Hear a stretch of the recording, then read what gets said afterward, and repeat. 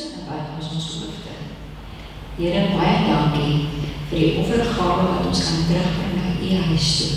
Dankie vir die seëninge wat U op ons neergestort het in hierdie week wat verby is.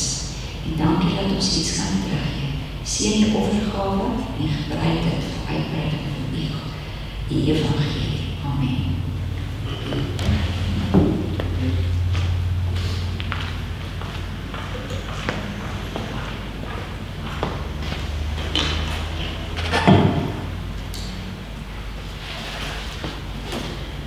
My tema vir vandag is spin jou lamp voor Jesus weer kom. Nou ek wil hê ons moet saam lees uit Mattheus 25, vers 1 tot 13.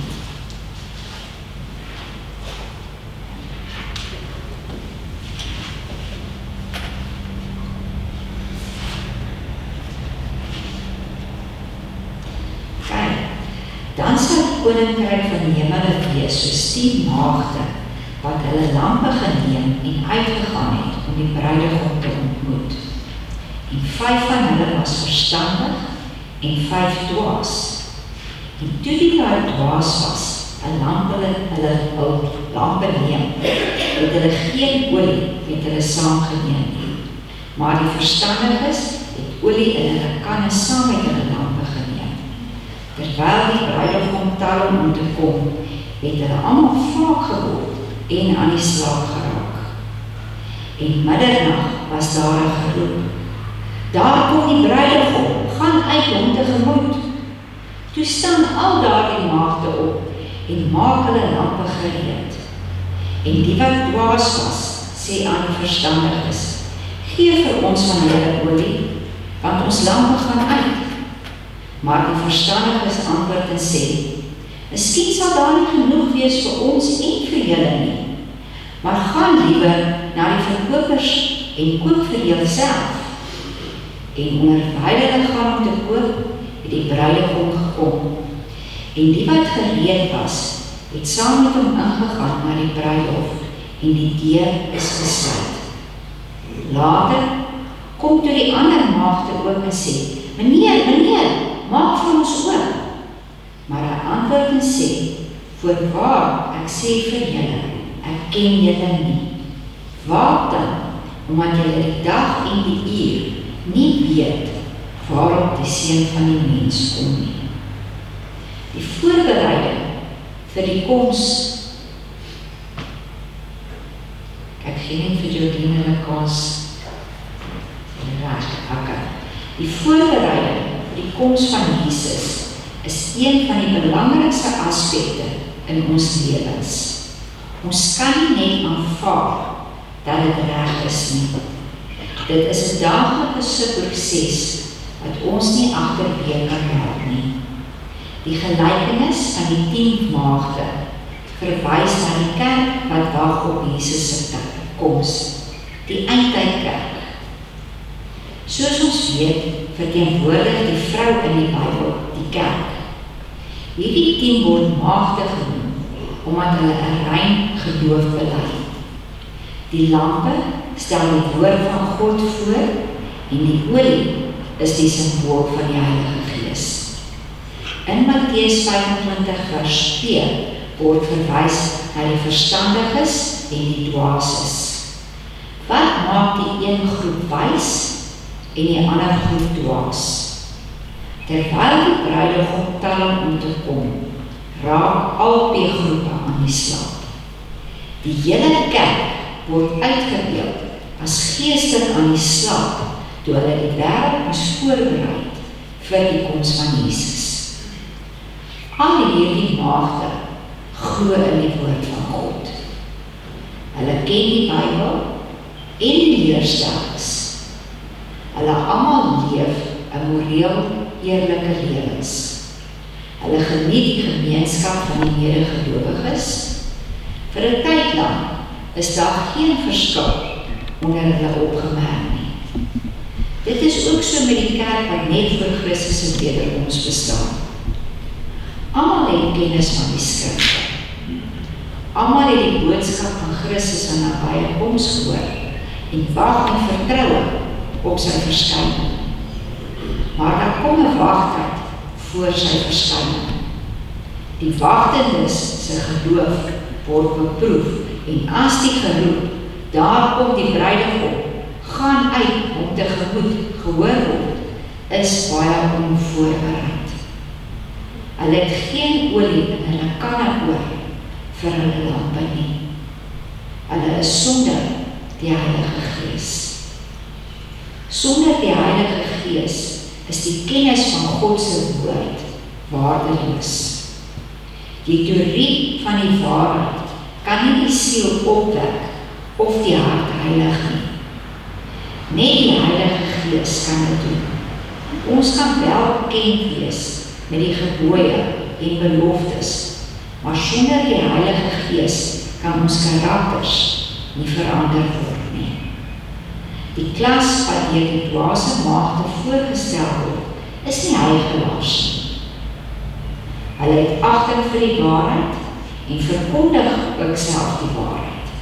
Hulle voel aangetrokke tot die wat in die waarheid glo, maar hulle het hom nie aan die werking van die Heilige Gees onderwerp nie. Die ou natuur is nie verander nie. Dit is nie dat hulle geen olie gehad het nie, maar hulle het nie genoeg gehad nie. Hulle het staat gemaak op die geestelike ervarings wat hulle in die verlede gehad het. Hulle erken die waarheid, maar die waarheid het nie hulle lewens verander nie.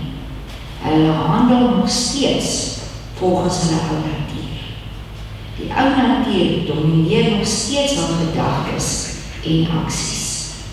Hulle ken die Bybel, maar het nie toegelaat dat dit hulle radikaal verander nie. Hulle het uiteindelik, hulle is uiterlik sonder die innerlike. Esegiel beskryf dit as volg in Esegiel 33 vers 31.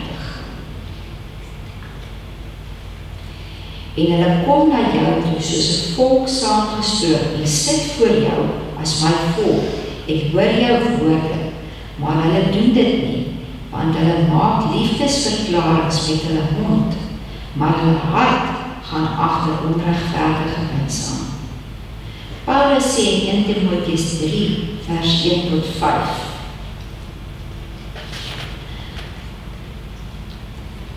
Dit is 'n betroubare woord. As iemand 'n opsieners aan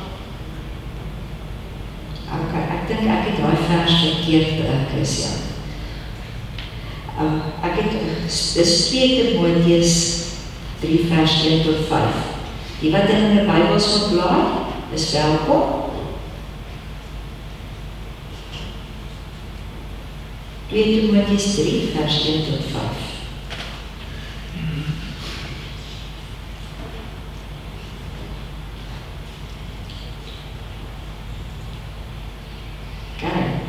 Maar weet dit, dat daar in die laaste dae swaar tye sal kom, want die mense sal liefhebbers van hulself wees, geldgieriges, grootpraters, trotsdaad, lasteraars, ongehoorsaam aan hulle ouers, ondankbaar, onheilig, sonder natuurlike liefde, onversoenlik, kwaadsprekers, bandeloos, wreed, sonder liefde vir die goeie, verraaiers, roekeloos, verwaand, meer liefhebbers van genot as liefhebbers van God.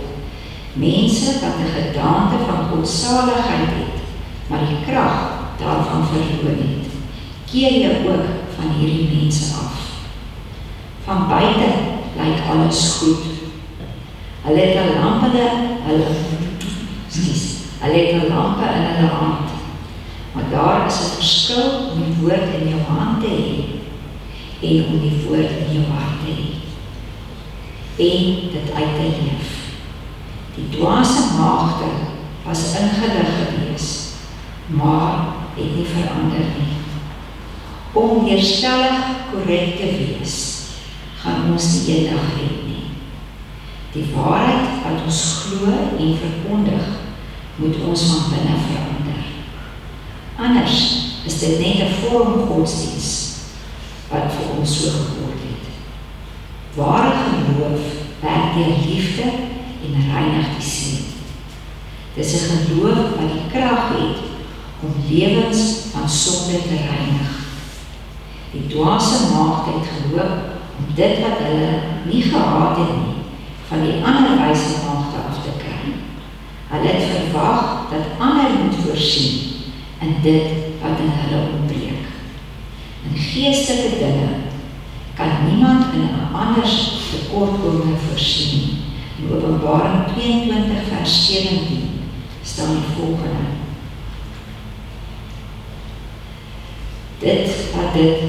Hy wat dit getuig sê, ja, ek kom gou, amen, ja, kom Here Jesus. En hy sê ook, en laat hom wat dors het, kom, en laat hom wat wil, die water van die lewe neem verniet. Niemand van ons kan vir 'n ander een glo nie. Niemand kan namens 'n ander een die Heilige Gees ontvang nie. Ons kan nie aan 'n ander een se 'n karakter gee wat die vrug van die Gees weerspieël nie. Niemand anders se Bybelstudie en gebed gaan jou lewe verander nie. Jesegiel 14 vers 20. Al was Noag, Daniel en Job daarin, so waar as ek leef, spreek die Here, hulle sou geen seun of dogter red nie, hulle sou net hulle eie siel deur hul geregtigheid red. Die enigste manier hoe ons gereed kan wees vir Jesus se tweede koms, is om onsself gereed te kry en gereed te bly. Hoe doen ek dit? Deur die Heilige Gees in te nooi, om in my tuiste te kom maak. Kom laat ons toe dat die Heilige Gees ons lewens aanraak en verander, sodat ons lampe brandend kan bly. En kom laat ons nie aan die slaap raak voor Jesus se wederkoms nie. Want die Here waarsku ons. Hy het gesê, die hele kerk raak aan die slaap. Maar kom ons wees waaksaam, kom ons wees wakker. Want die koms van die Here is naby. En ek glo elkeen van ons sien uit daarna, dat ons nie van die wees, wat die dwaase maagde is, die se lampe doodgaan, wanneer die bruidegom roep, kom uit die bruidegom tegemoet nie. Amen. Ons sal afsluit met lied 150, vul my o Gees van God.